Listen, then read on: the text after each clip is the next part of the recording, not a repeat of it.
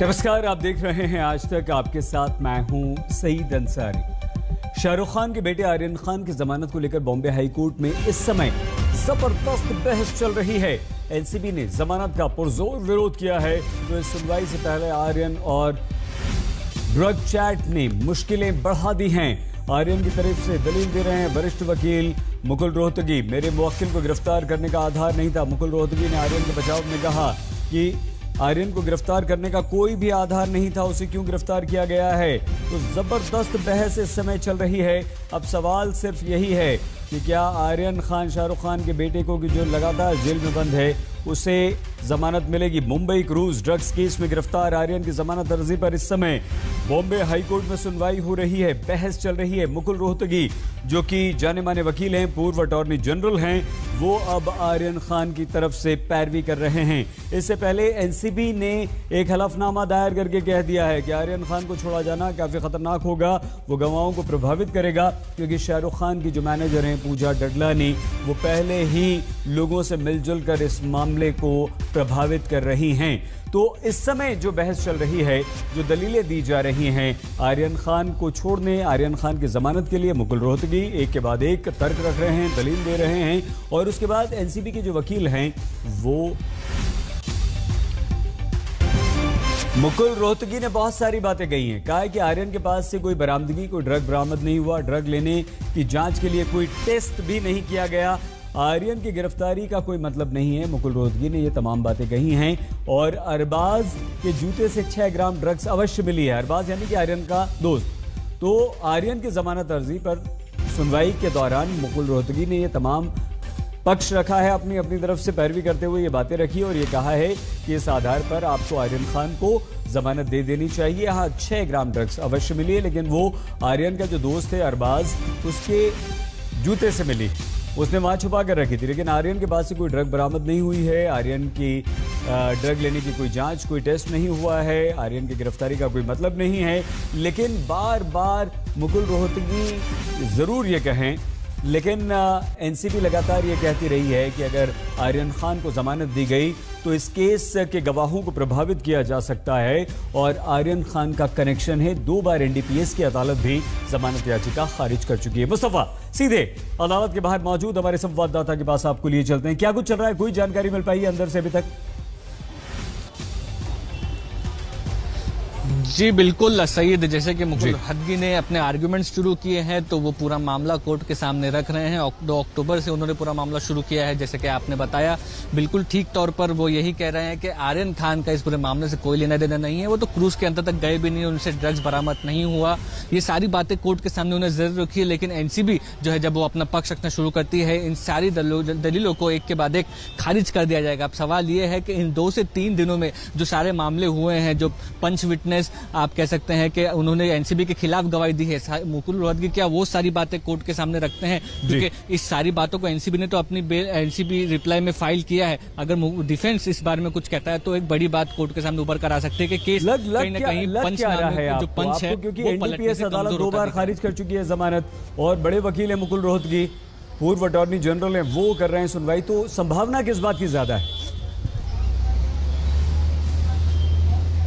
जी बिल्कुल, दोनों आप कह सकते हैं कि पक्षों की तरफ से संभावना आप देखें तो काफी इस वक्त आप कहना मुश्किल होगा कि किस तरफ कोर्ट अपना रुख लेंगे। क्योंकि जब सेशंस कोर्ट का जजमेंट आया उसमें तो क्लियर तौर पर लिख दिया गया था कहीं ना कहीं आर्यन का इन्वॉल्वमेंट दिख रहा है। लेकिन सीनियर सुप्रीम कोर्ट लॉयर ने ट्वीट कर ये कहा था कि जो अभी मामला उसके सामने दिखता आ रहा है, जो सेक्शन उसके ऊपर लगाए गए हैं, उस सेक्शन में सेशंस कोर्ट को बेल रिजेक्ट करने की कोई जरूरत नहीं थी। मुकुल रोहतगी ने भी ये बात कही थी। एनसीबी का रिप्लाई अगर आप देखें तो उसमें कोई ऐसी बड़ी अलग नई बात सामने नहीं दिख रही है जो एनडीपीएस कोर्ट में उन्होंने नहीं कही थी। तो कोर्ट ये रुख लेता है कि आर्यन खान के बारे में भले ही कुछ कहा जा रहा हो, कॉन्स्पिरेसी के दावे किए जा रहे हो, व्हाट्सएप चैट्स के जरिए कमर्शियल क्वांटिटी खरीदने की बातें की जा रही हो, लेकिन ऑन रिकॉर्ड कोई ऐसा एविडेंस दिख नहीं रहा है, तो आर्यन खान के फेवर में केस जा सकता है। लेकिन वहीं पर अगर प्रोसिक्यूशन कोर्ट को कन्विंस कर लेता है कि उनके पास एक स्ट्रांग केस है, वो कुछ बड़ा खुलासा करने के कगार पर है और उन्हें आर्यन खान को जेल में रखने की जरूरत है, तो शायद प्रोसिक्यूशन का पल्ला भारी हो। तो ये सारी चीजों को आप कह सकते हैं कि आर्गुमेंट के तौर पर कोर्ट देखेगा, लेकिन फैसला तभी हमें पता चलेगा जब कोर्ट फैसला सुनाता है। सही, ठीक है। लेकिन इस वक्त जो बहस चल रही है, मुकुल रोहतगी ने जो बातें कही हैं कि भाई आर्यन के पास से सीधे ड्रग्स बरामद नहीं हुई मुस्तफ़ा, और उनका ड्रग्स का टेस्ट भी नहीं करवाया गया, कोई आधार नहीं है, ये तो समझ में आती है बात। लेकिन जो 2 बार जमानत रिजेक्ट हुई है आर्यन की, एनसीबी के ऐसे क्या तर्क हैं जिन पर अदालत ने अभी तक भरोसा किया है? जी बिल्कुल, अगर आप देखें सईद, एक सेंट्रल एजेंसी के पास भी जो पावर्स होते हैं उस पावर्स में वजन होता है, और जैसे कि उन्होंने एडिशनल सॉलिसिटर जनरल को पहले ही हियरिंग से सेशंस कोर्ट में खड़ा कर दिया था ये आर्ग्यूमेंट करने के लिए, तो लोअर कोर्ट्स कहीं ना कहीं ये चीज को आप कह सकते हैं कि प्रेशर में देख सकते हैं कि किस तरह से एनसीबी एक एजेंसी है जो चाह रहे कि आर्यन खान जेल के पीछे ही रहे, तो वो प्रोसिक्यूशन के फेवर में केस जाता है। हाई कोर्ट में जब फैसला आता है तो हाई कोर्ट का मामले में हाई कोर्ट पहले के जो केसेस है वो देखेगा, फैक्ट्स जो ऑन रिकॉर्ड रखे गए हैं उन दलीलों पे फैसला सुनाएगा। तो ये एक आप देख सकते हैं कि क्योंकि रिया चक्रवर्ती के खिलाफ भी व्हाट्सएप चैट्स थे और ड्रग फाइनेंसिंग को लेकर के मामले उनके खिलाफ सेक्शन लगाए गए थे, लेकिन हाईकोर्ट से, बॉम्बे हाईकोर्ट से उनको बेल मिली थी। तो इस वक्त कुछ कहा नहीं जा सकता है, लेकिन ये भी कहना सही नहीं होगा कि क्योंकि सेशंस कोर्ट से बेल रिजेक्ट हुई है तो हाईकोर्ट में भी बेल रिजेक्ट हो जाएगी। हाईकोर्ट का नजरिया, हाईकोर्ट के पावर सेशंस कोर्ट से अलग है, और इसीलिए आप कह सकते हैं कि जो आर्ग्यूमेंट्स आज एनसीबी की तरफ से किए जाते हैं वो भी काफी इंपॉर्टेंट रहेंगे, उसके बाद ही कोर्ट अपना फैसला सुना पाएगा। सही अभी क्या विकल्प नजर आ रहे हैं मुस्तफ़ा, दोनों के अभी तक के जो बहस में से जो चीज़ें निकलकर अंदर से आपके जो साथी रिपोर्टर, हमारे जो रिपोर्टर्स हैं वो लगातार आपको अंदर से जो जानकारी दे रहे हैं, अभी तक क्या स्थितियां बन रही हैं? जी बिल्कुल, मुकुल रोहतगी जो है वो अपने आर्ग्यूमेंट्स को सामने रख रहे हैं। उनका सिर्फ यही कहना है कि जो छोटी क्वांटिटी होती है उसमें इतनी दिनों तक जेल में रखने की जरूरत नहीं होती है। उसके बाद वो ये भी कह रहे हैं कि 27A जो कि कमर्शियल क्वांटिटी में लगाया जाता है वो एक कह सकते हैं कि वो सेक्शन आर्यन खान के खिलाफ नहीं लगाया गया है। उसके बाद वो कह रहे हैं कि अगर 27A लगाया जाता और तब ये आप कह सकते हैं कि बड़ा मामला बनता, लेकिन 29 जो कि एक सेक्शन है कॉन्स्पिरेसी का वो उनके खिलाफ लगाया गया है। तो एक तरह से जो चार्जेस उनके खिलाफ दिखते नजर आ रहे हैं वो इतने ज्यादा आप कह सकते हैं कि सीरियस नहीं है, इसीलिए जो वो अभी काफी दिनों से जेल में है और उनको बेल देनी चाहिए, ये आर्ग्यूमेंट अभी तक मुकुल रोहतगी का रहा है। जी, लेकिन इसके अलावा ये है कि 29 अक्टूबर तक अदालत खुली है, उसके बाद 30-31 को भी बंद रहेगी, और जितना ये मामला आगे बढ़ता जा रहा है एनसीबी के पास और भी लोग, और भी गवाह, और भी चीजें आती जा रही, तो आपको लगता है कि ये इतनी जल्दी सुनवाई पूरी हो पाएगी और आज या कल फैसला कुछ हो पाएगा?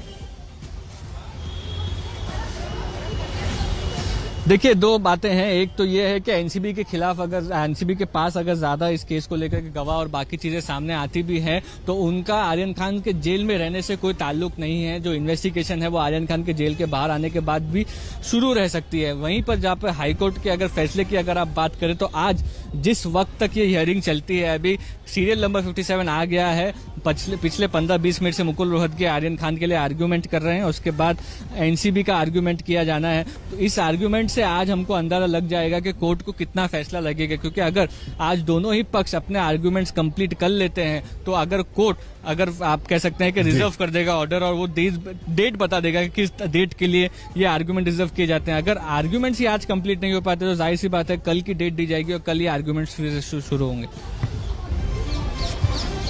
इसका मतलब ये हुआ मुस्तफ़ा कि आज आर्ग्यूमेंट्स कंप्लीट नहीं होंगे, क्योंकि दोनों की अपनी तरफ से कई सारी दलीलें हैं, बहुत सारी बातें हैं। संभावना इस बात की कितनी?